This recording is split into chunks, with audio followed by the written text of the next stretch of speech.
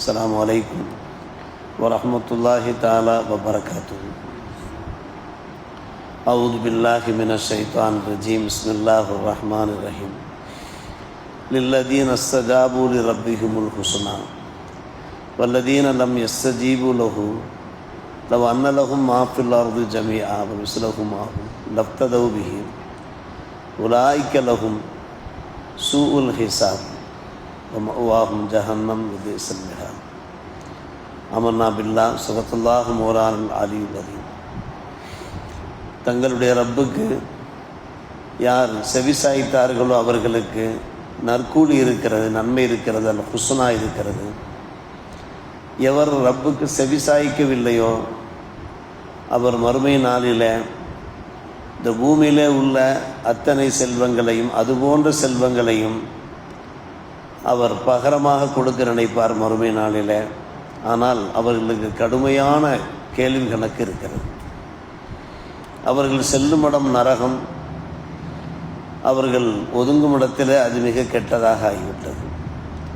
அஃபமன் யஅலமு அன்னமா உன்சில இலைக்கு மின் ரப்பிக்கல் ஹக்கு கமன் ஹுவ ஆமா. உங்கள் பக்கம் இறக்கி அருளப்பட்ட அந்த இறைவேதம் இருக்கிறதே அது உண்மையானதுதான் என்று எவர் அறிகிறாரோ அவர் பார்வையற்றவர் போலவா இருப்பாரா, பிறவி குருடரை போன்று இருப்பாரா? இன்னமாய் ததக்கரு உருள் அல்பாப், அறிவுடையவர்கள் தான் நல்லுபதேசம் பெறுகிறார்கள் என்று அல்லாஹ் ரப்புல் ஆலமீன் சூரத்துராது 13ஆம் இந்த அத்தியாயத்திலே 19ஆம் வசனமாக பதிவு செய்திருக்கிறான். வல்ல அல்லாஹ் நம்மை அழைத்திருக்கிறான், நீங்கள் எனக்கு கட்டுப்படுங்கள், என்னுடைய தூதருக்கு கட்டுப்படுங்கள், கட்டளைகளுக்கு அடிபணியுங்கள், ஈமானோடு இறையச்சத்தோடு வாழுங்கள் என்று அல்லாஹ் நமக்கு அழைப்பு விடுத்திருக்கிறான்.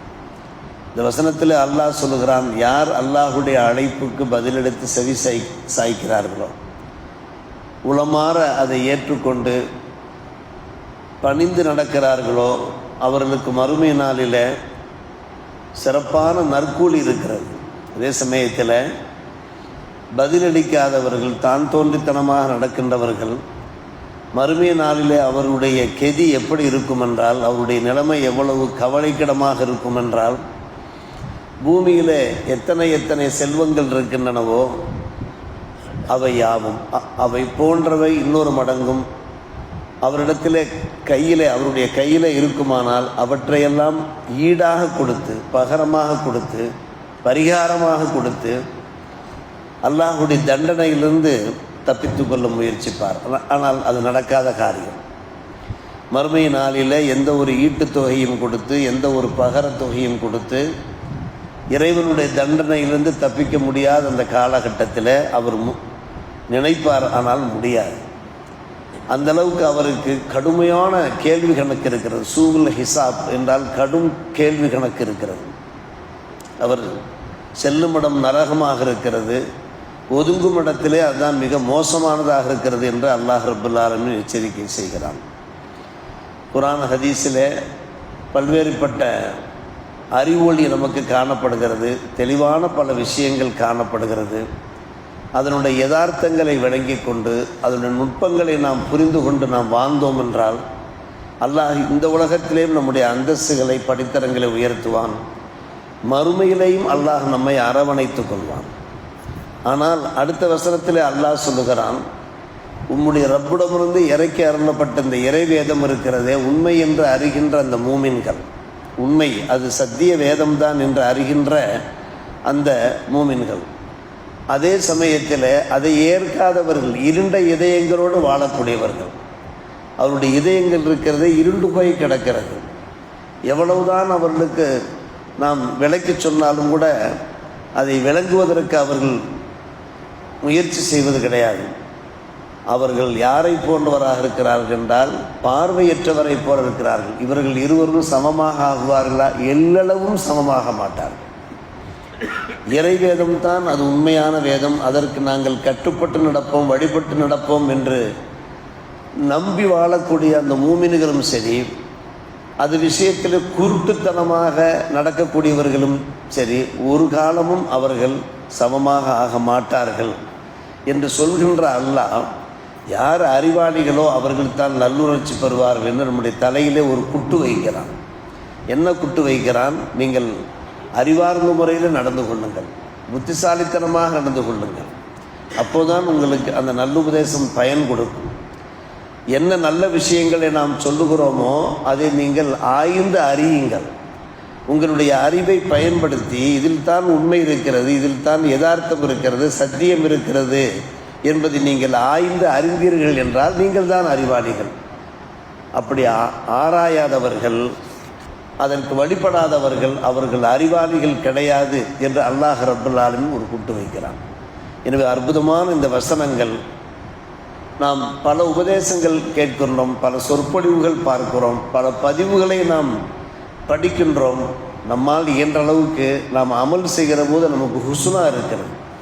பெண் மக்களுக்கு ஹுஸ்னா என்றெல்லாம் பேர் சுட்டுவார்கள். ஹுஸ்னா என்றாலே நற்கூலி என்பது பொருளாகும், அழகிய சன்மானம் என்பது பொருளாகும்.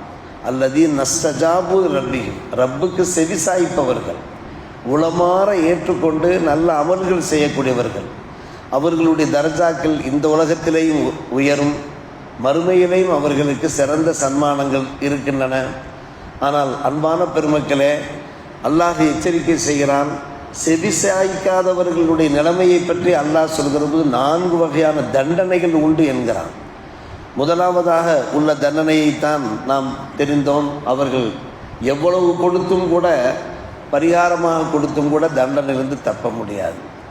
நம்பர் 2, அவர்கள் செய்கின்ற அணுவளவு குற்றம் கூட கணக்கில் சேர்க்கப்படும். ஒவ்வொரு குற்றமும் கணக்கில் சேர்க்கப்பட்டு அவர்களுக்கு தண்டனை தரப்படும். நம்பர் 3, நரகத்திற்குத்தான் செல்ல வேண்டும்.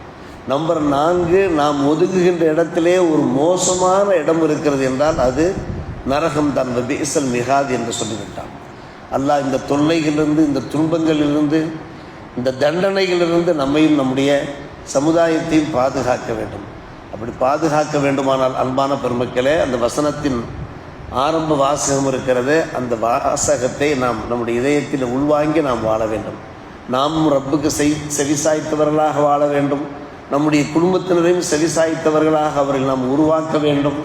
நம்முடைய பிள்ளைகளுக்கு நல்ல விஷயங்களை நாம் போதித்து கொண்டே இருக்க வேண்டும். அவர்கள் இப்போது கொஞ்சம் அசால்ட்டாக இருப்பார்கள், சோம்பேறித்தனமாக இருப்பார்கள். கோடை காலம், காலை சுபுக்கு சீக்கிரமாக எழ வேண்டிய நிலை இருக்கிறது. எனவே அசால்ட்டாக இருப்பார்கள். ஆனால் அவர்கள் தூங்கி விழித்ததும் நாம் அவர்களுக்கு சொல்ல வேண்டும், சுபுகு தொழுகை அது எவ்வளோ ஒரு சிறப்பான தொழுகை. யார் சுபுகு தொழுகை நிறைவேற்றுகின்றாரோ அவர் அல்லாஹ்வுடைய பாதுகாப்புக்கு உள்ளே வந்து விடுகிறார் என்று பெருமானார் ரசூலே கரீம் பகருகிறார்கள். சுபுகு தொழாதவருடைய நிலைமை அன்று பகல் பூராவுமே அது அவருக்கு வேதனை தரக்கூடியதாக, துக்கம் தரக்கூடியதாக அமையும் என்கிற எச்சரிக்கையெல்லாம் பார்க்கிறோம். இன்றைக்கு நீ தாமதமாக தொழுதாலும் சரி, நீ ஒவ்வொரு காலகட்டத்திலையுமே நீ யோசித்து பார்க்க வேண்டும். இவ்வேளை தொழுகையை அந்தந்த வக்தோடு நீ தொழுதா என்றால் உன்னுடைய ஈருலக வாழ்க்கை வெற்றியாக அமையுமே என்று நாம் நம்முடைய பிள்ளைகளுக்கு சொல்லிக்கொண்டே வந்தோம் என்றால், ஒரு நேரம் இல்லாவிட்டால் இன்னொரு நேரத்தில் செவி சாய்க்க ஆரம்பித்துள்ளார்கள். எத்தனையோ பேர் செவி சாய்க்கிறார்கள், பள்ளிவாசல் நோக்கி விரைந்து வருகிறார்கள், பார்க்கிறோமா இல்லையா? எனவே இந்த வசனத்தினுடைய இந்த துவக்க பிரகாரம் யார் தம்முடைய ரப்பை உளமாற ஏற்று மனமாற பணிந்து நடக்கிறார்களோ அவர்களுக்கு அழகிய நற்கூலி இருக்கிறது என்று அல்லாஹ் சொல்கிறானே. அந்த நல்லவர்கள் கூட்டங்களில் வல்ல அல்லாஹ் நம் அனைவரையும் சேர்த்து அருள் புரிவானாக. வாஹிர் தாவானா அல்ஹம்துலில்லாஹி ரப்பில் ஆலமீன்.